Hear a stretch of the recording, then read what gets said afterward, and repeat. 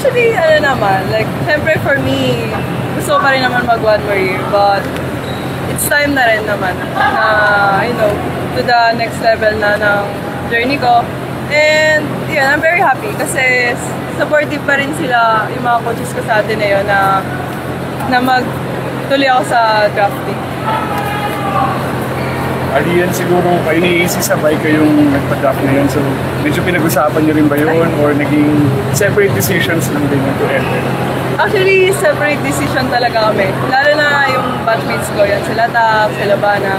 As in, kanya-kanya kaming decision. Kasi syempre, we have different naman na outside life na kung ano yung kailangan namin, ganyan. And yun, parang yun nga, kami lang ni AC, nag-tuloy.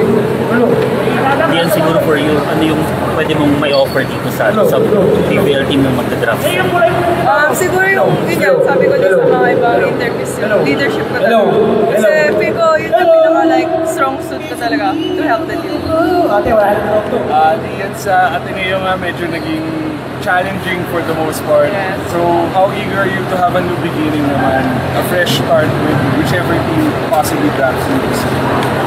Siyempre, yung season kasi namin, sobrang hirap talaga. But, sobrang proud ako sa team namin. Kasi, kahit di man namin na-achieve yung goal namin this season, feel ko naging successful pa rin yung journey namin ngayong season na to. Kasi nakita ko sa lahat, lumaban talaga.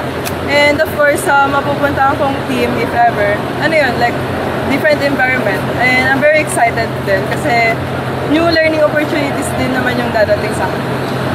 Gaano ka lang ka-confident dun sa mga may iwan yun na AC sa Ateneo para sa mga susunod na season? Siyempre, very confident ako na kaya nila. Kasi ako kasi, siyempre, hindi ko naman sila basta-basta iiwan naman eh. And I know naman, sa mga rookies namin, yan sila Dian, sila Alex, Rob, Fiona, dyan, very confident ako sa nila na kaya nila yan. And nakita naman natin this season na very, nag-step up talaga sa team.